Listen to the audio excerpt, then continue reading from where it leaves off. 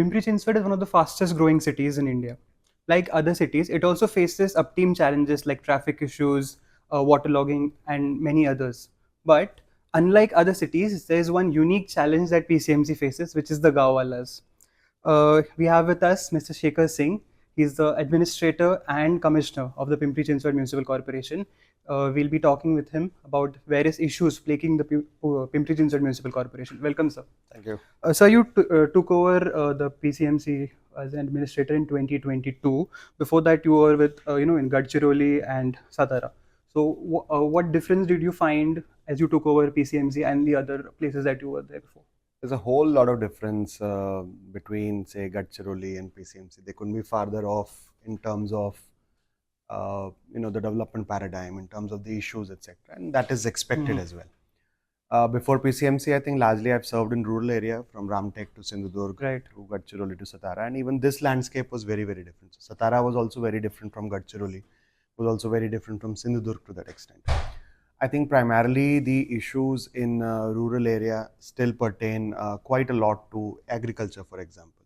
Still pertain quite a lot to animal husbandry. Gadchiroli, it was with regards to the welfare for the tribal communities, the issues with regards to health and education, which you see in the city as well. So that's nothing too different. Or Forest Rights Act and other things. Tourism, for example, is still not a very big part of the the whole entire ecosystem in the city, but it's slowly catching up. But Satara tourism was a very big part about it. Water scarcity, there are different paradigms of water scarcity. The water availability in cities versus water availability in villages can be extremely very, very different. Right. So I think that's largely what the difference has been, and also the fact that in urban areas issues can become very, very urgent. In the rural area, unless and until it's a one-off some law and order issue, etc., issues are not that urgent, or say a disaster situation. But in the cities, issues can become very urgent. They can, there's a lot of firefighting also involved, because you're dealing directly, absolutely directly, with the very, very bread and butter issues of the drainage and water supply and other things, which you also do in the villages, being in Zilla Parishad. But the paradigm shifts in terms of what people are expecting, and I think people's expectation is what sets cities very, very apart. People are much more vocal. People are much more out there on social media and other things, especially with the social media coming in. And the expectation level, rightly so, are something which are very, very different from the people in the rural area. And I think broadly these are the changes. In my intro, I said there is one unique challenge that PCMC faces, which is the Gawalas. I am from Pimpri-Chinchwad. I know the background here. So, what did you expect when you came here, and how did you find here? I didn't really expect to that extent that I was, there was some picture in my mind and I was expecting it. But yes, of course, you are correct. I would not necessarily put it as a gaonwala, but it's a fact that PCMC as a city, that feeling of community in the old villages or in the erstwhile villages or in the old areas, right from your, Sangvi to Thergaon to Chinchwad to Pimpri to Bhosri, people are very, very well knit. People are very, very connected. That sense of community ownership is there, which according to me is a very positive thing also. Otherwise, you can be very detached in a city, right? In city, you asked about rural and urban areas. Yeah. The first and foremost difference is the feeling of community. Okay. In a village, people take care about each other. That is not necessarily in the city. In the city, you might not even know who your neighbor is. If you are, and that happens with a lot of IT people because no one has the time. The time becomes your essence. And community engagement, community involvement becomes a very critical component. And I think with this background of PCMC and the erstwhile villages, I think that community engagement has been very strong. One of the reasons why I also feel that a lot of public representatives, for example, even though it's natural to have some differences with each other, when it comes to the larger issues of development for the city, I think they have historically come together and pitched in for that. And one of the reasons why PCMC, as a city has really evolved into this 21st century town, we have our gaps, we still have our issues, but I think in many areas, PCMC has done much better. Yeah. And I would really strongly feel that that sense of community, what you said about Gaonwala, is one of the very critical reasons behind that entire thing of people rallying behind the city as a whole. Like you said, PCMC has done much better since your appointment. I think PCMC has won a lot of awards, as you keep posting on social media as well. Like it has won an award for e-governance and tax reforms. Yeah. So, how do you reflect on this achievement? I think I am of the strong opinion that awards are just a byproduct of the work that we keep doing.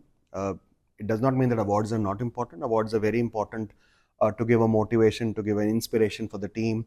It's also a tick box that you are probably on the right path. Right. Not every award also means that, but in Yeah. general, award means that you're probably on the right path. It motivates the team. It tries to build a sense of pride in the city in general, in the citizens in general, and especially how they reflect and view municipal corporation. Right. You know, cities can be very interesting. You will find a lot of people who would say, I love my city, but not very often you will see them saying that I love my municipal corporation. Municipal corporation, especially in Maharashtra, has a very deep role in trying to create cities. Municipal corporation is the only structure available in the cities to develop a city. So if you love a city, there might be few things that you might be loving about your city. A major part of it is because of the municipal corporation as well. So it also, in a way, tries to have a validation in terms of what the city administration is doing for the city in general. And as I said, there are gaps everywhere.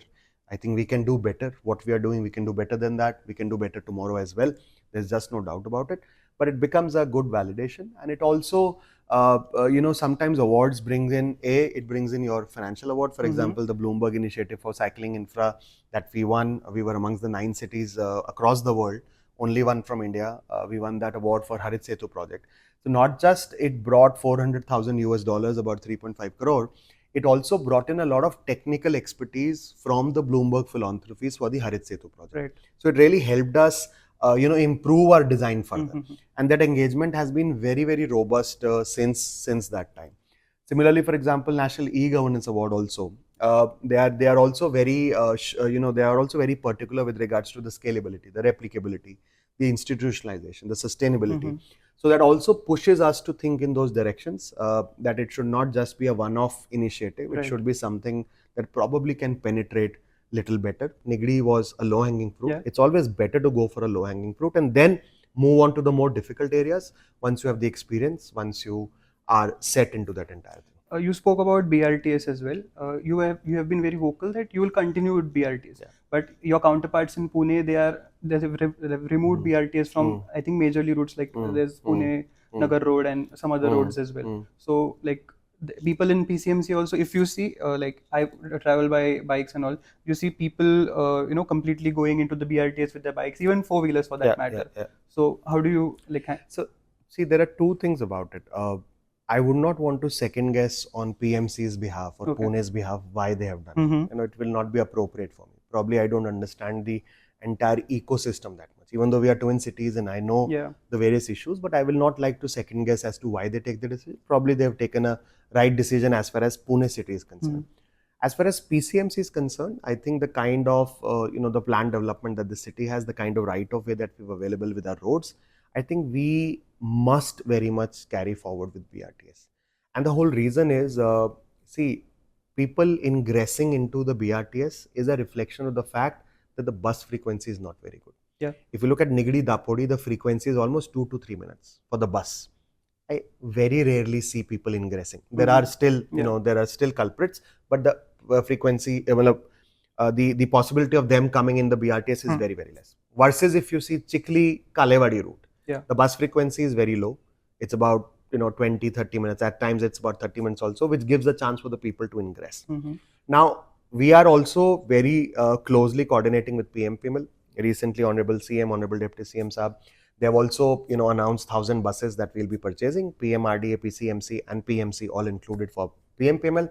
I think 500 is almost on the track. Another 500 will be coming. And for PCMC, we've taken a decision that we are going to saturate our BRTS routes. So once the frequency increases, the ingress would reduce. Second, we are also setting up now CCTV cameras, ANPR cameras in our BRTS routes, which will automatically start chalaning the people who will coming inside. Now, I go back to what I said a little bit earlier, that the law of traffic congestion is simple. If you do not have people traveling in public transport, you are not doing justice to the whole thing. Now, we published a data very recently. out of the 12.5 lakh people who travel by PMPML in a single day, 2.5 lakh are carried by PCMC's BRTS routes. Okay. So that's almost about 24% of the people. Do you want to say that 24% people, 2.5 lakh people's needs are not important? I don't think so. That is not anyone's contention, neither will it be your contention also. If you look at the efficiency of the BRTS route, the BRTS route, for example, Nigadi Dapodi only uses 15% of the road space. Yeah. And in 15% of the road space, it is carrying 5,600 people per hour in a single direction. Whereas the road width, which is almost, if you leave apart the footpath, is almost about 60%, is 60 to 70%, is only carrying 7,200 people in a single direction. So look at the efficiency. With just 15% of the road space, I'm able to carry almost the same number of people than private cars would carry. Now, this also comes back to us, where we need to make public transport better. We need to improve the certainty of the buses. Right. If I'm going out of my house and Google has started to give the data, by the way, for PMPML, and if it says the PMPML bus would arrive at 9:02, it must very well arrive at 9:02. There might be a little bit here and there, like it happens for metro. So that system is being set even by the PMPML also. They're working very hard on that. And I think going forward, if we are able to set up this certainty, e-buses have improved the experience of people in the buses quite a lot.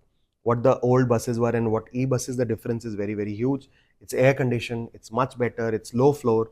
Moving forward, I think we need to provide that ease for people to travel in terms of experience, the certainty of the buses coming on time, and absolute frequency of 2 to 3 minutes in BRTS. Right. Another criticism that you have been facing is the Riverfront Development Project.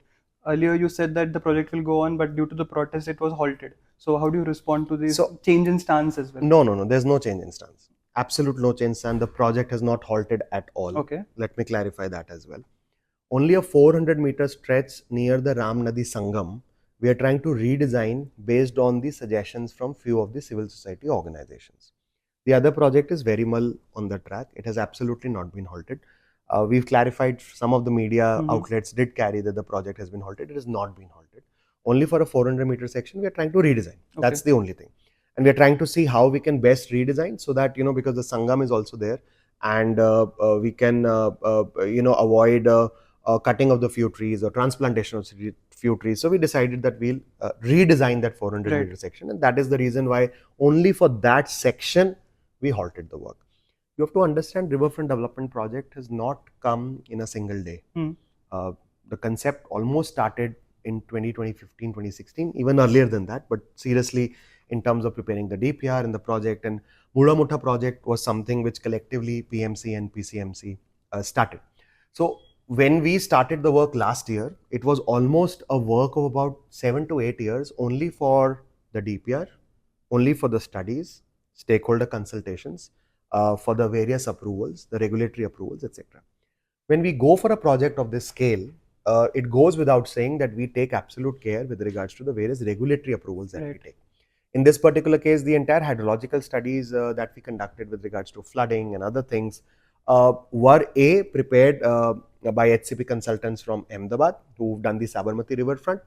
And sometimes that also falls into a bit of a controversy where people say that there are various views about Sabarmati riverfront, which is okay. Yeah. But the riverfront project that we are implementing, and I actually don't call it riverfront, it's river rejuvenation.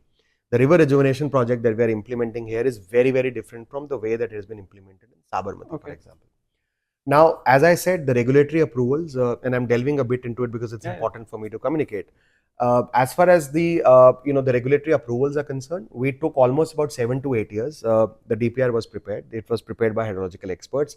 We went to CWPRS, which is in Khadakwasla, one of the pioneers in hydraulic studies. It's a Government of India institution body. We vetted the entire design through them.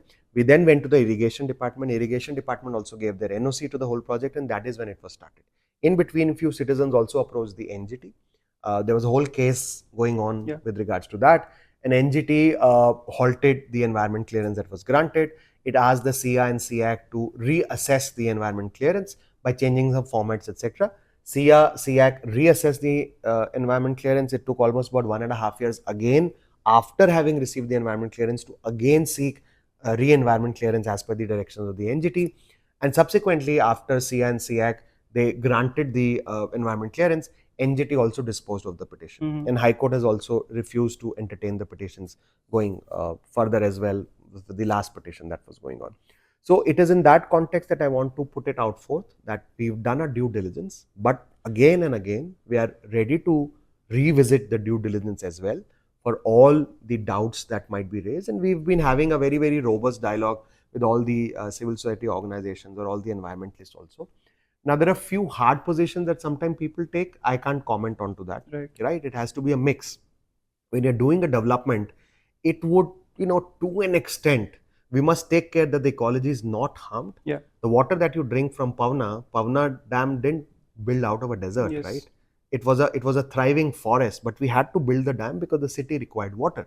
So whenever you go ahead onto that, we must absolutely ensure that the impact on ecology is the least that we can do.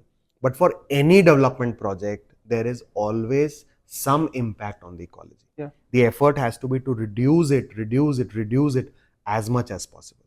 And in this entire river rejuvenation project, people forget that it's not just creating a bund on the riverfront. It's not just that. There are 5 components to the project. The first most important component is the river cleaning part, Right. which the civil society organizations have been rightly raising, and that should be our focus, my focus as well.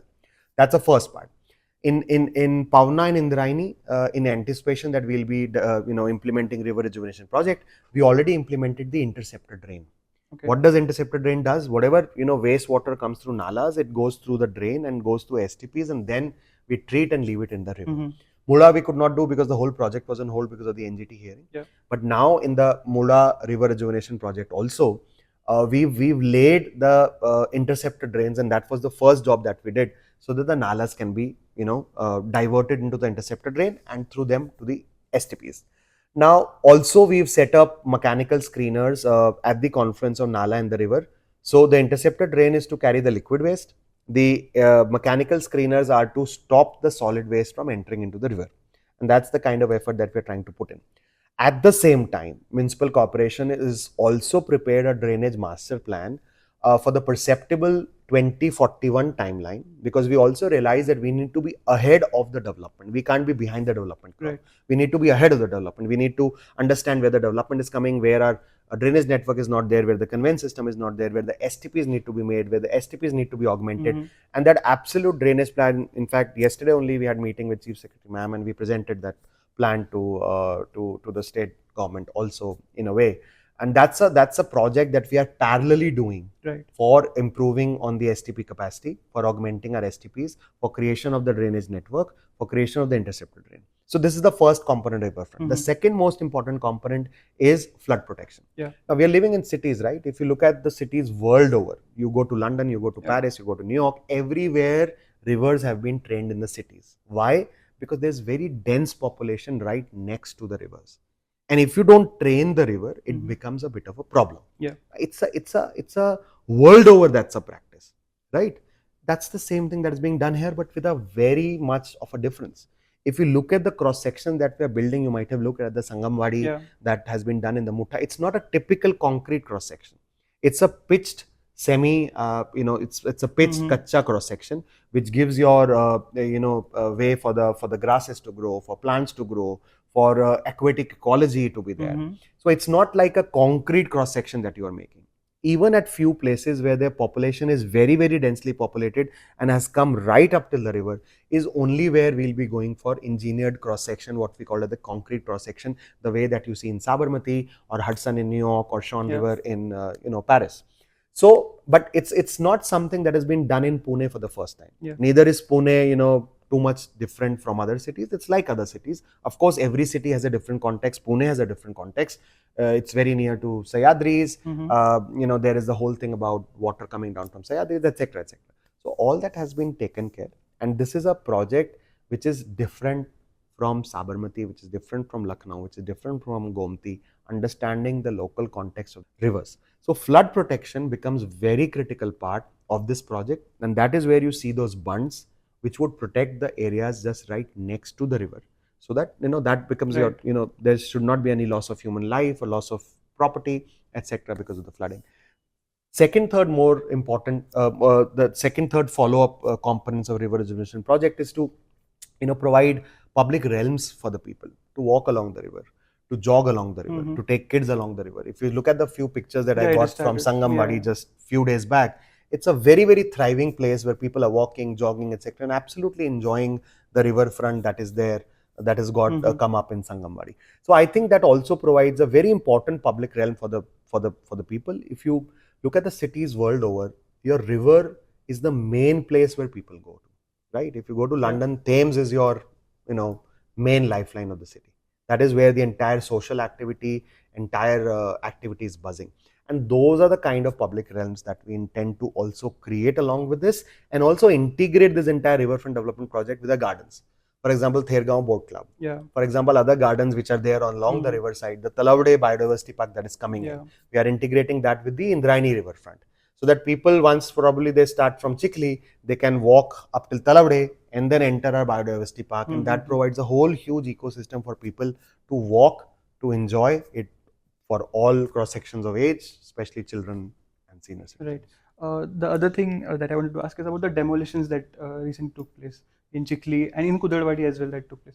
In Chikhali, if you see 36 houses were bulldozed, Yeah. My question is, weren't the administration aware that these houses are being built and the plots are being sold at the first place? Same with Kudalwadi. I am 29 years old. I remember, like, I've never been to Kudalwadi, but I know that Kudalwadi has been a place for scrap centers and all. Like, everybody knows this. So why wasn't the administration taking action at that point of time, and why was the action taking place now? Now, there are two ways of looking at it. Should we have taken action then? Yes, of course, we should have. Can I go back and say that because we did not take action back then, I should not take action now? Not correct, right?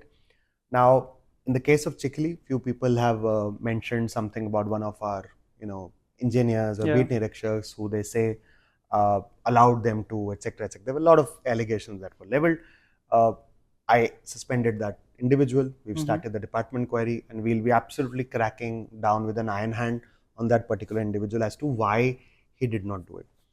But I want to upturn a debate, the whole argument a little bit. When I buy a house and I see it being right next to the river, is it not my responsibility as a citizen? And you know that ignorance of law cannot be a defense in India, in general speaking. I, as a citizen, when I'm making my house, am I not aware that I need to take building permission from the municipal corporation? But the plots were sold by. That's okay. Plots can be sold. Plots, see, selling of the land in blue line is not prohibited. Okay. Right? What is prohibited is you can't create a layout, which was wrong, that the layout was created.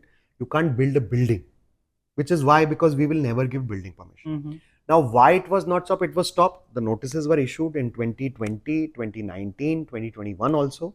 And then 2020, the whole NGT case started. NGT gave a stay on that entire thing until the judgment comes up.